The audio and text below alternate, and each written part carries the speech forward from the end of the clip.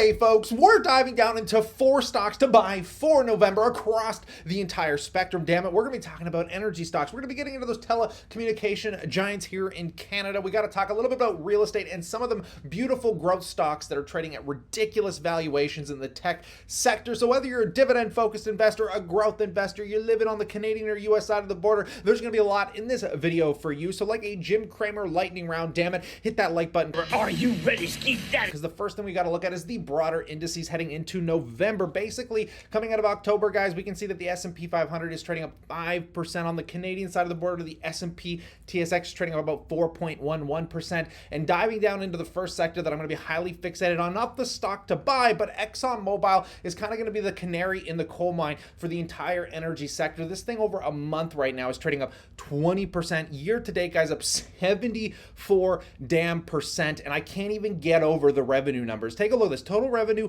for the last quarter, $112 billion. To put that in perspective, Apple only did $90 billion. That's more than pretty much all the tech companies sitting up at the top 10 list here, which is just insane. And this is record revenue, quarterly revenue, 12-month trailing revenue for this company, which makes me want to pay attention to this next earnings coming up November 4th for Enbridge, guys. This thing pays a whopping 6.45% dividend yield. I have massive exposure to this in my ETF VDYs. It's the third top weighted holding and is the third largest company basically in Canada right now. And this one has also been hitting a record trailing 12-month revenue, and quarter over quarter is looking very juicy to any year prior in this oil boom. Not even that long ago, maybe a year, Kathy Wood was saying oil was dead. I wasn't paying attention to this sector and I broadly missed those wicked gains. So if you managed to catch those, I'd love to hear about it in that comment section below. But for those of you that don't know Enbridge, guys, this thing is a monopoly in its own sense. This thing is the largest basically pipeline provider in all of North America, spreading from Alberta all the way down to Texas.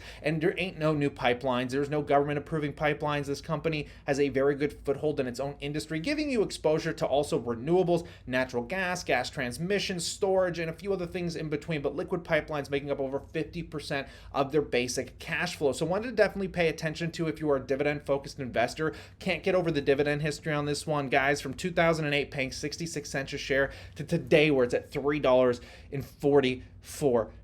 This thing has been an absolute beast in its own respect. I gotta mention it, this is one that I've been in and out of, but Facebook stock, man, oh baby, this one is now trading at a PE of 9 and continues to fall off a cliff, which is kind of making me a little bit more excited to want to buy back into this company, because the more I dive down into their books, guys, the more juicy this thing starts to look. This thing is just put in the dog cage. It's like it's been taken out behind the shed to be put down. Poor Lassie here is still generating insane revenues of $27 billion for Q3, which is well above anything they were generating in the same time of 2020, and only a slight decline from basically, Q3 of 2021 when they did about $28.2 billion. So a decrease of about $1 billion, but everyone is so fixated on the fact they're spending so much money on Reality Labs, the VR stuff, which we're going to talk about in a second here, guys. But just take a look at this, because what most people aren't talking about is the fact that their family of apps. I mean, when you're talking WhatsApp, you're talking the marketplace, you're talking Instagram, all of these things are still growing at a rather incredible clip here for the scale that they're playing at. I mean, they pretty much have 1/3 the world's population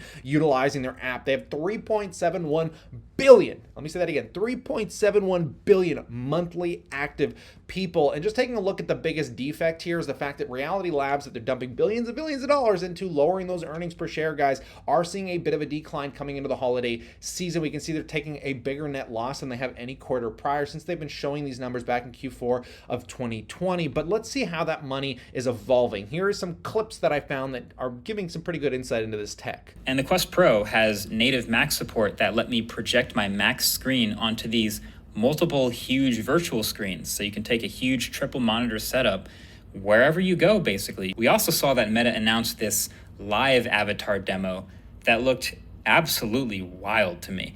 You can essentially use your phone to take a scan of yourself, and then the headset takes that and puts a photorealistic version of you into the virtual environment, complete with that face tracking and eye tracking and everything that we talked about before. Meta has already, made so many connections and built so many technologies and bought up so many VR companies and VR studios that it sucks. But it's like, if there's any company that can be positioned to bring this technology over the hump to make it a thing, then it's Meta. So Facebook, I'm not on the buy button yet, but I gotta know, are you guys looking into this? Is this something you're intrigued by in buying? I've noticed that a lot of the big YouTubers out there, Financial Education just dumped another $70,000 into this stock in his last video. I'm noticing a lot of investors are starting to pick up that this isn't even a cigar butt. I wouldn't even call this a Warren Buffett cigar butt kind of business. This thing is still a beast in its own right, a tech conglomerate that is now trading for less than pretty much any company that exists on the S&P 500. Like,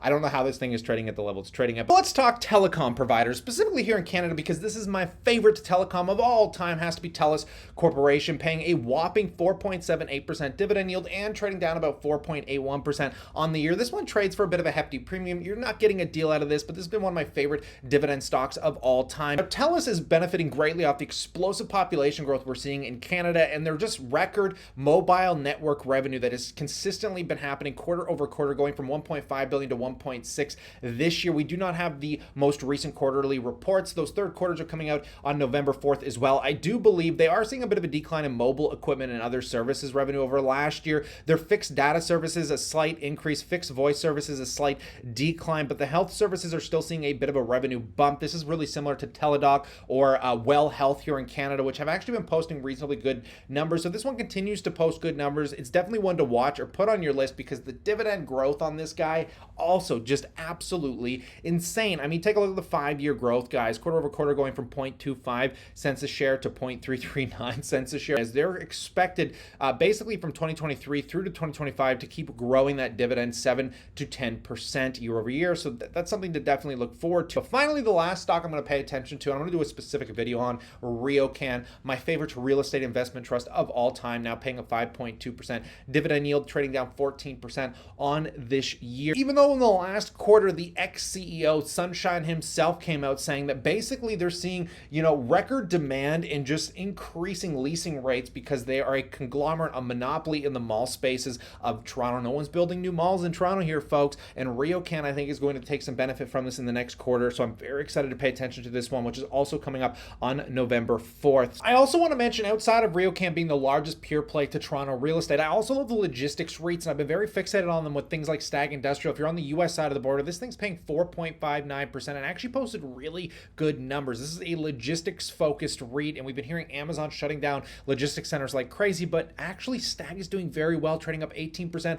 off its recent lows and posting a net, look at the rental income, a net rental income of $164 million for this quarter, which is up, like $24 million from this time last year. This company is actually still proving to do very resiliently in this kind of volatile, slowing e-commerce environment. And we also have Realty income coming up here, guys. If you're a fan of the Realty, a similar REIT in the US, I would say comparable to Riocan, this one is jumping dramatically off its recent lows and is actually posting earnings November 2nd, which is going to be tomorrow. So I would definitely take a look at this because these things are yielding really healthy starting dividends, and the earnings are actually looking generally pretty good. But I have to pass the question off to you. What are the stocks you're most paying attention to that are on your buy list for the month of November? I am still primarily an ETF focused investor, but all of these stocks play a big role in my ETFs, and whether I decide to start buying them individually is something that could start happening before the end of this year, because damn, man, there's some intriguing stuff going on here. But stay cool, stay awesome, and as always, folks, I look forward to catching you in the next one.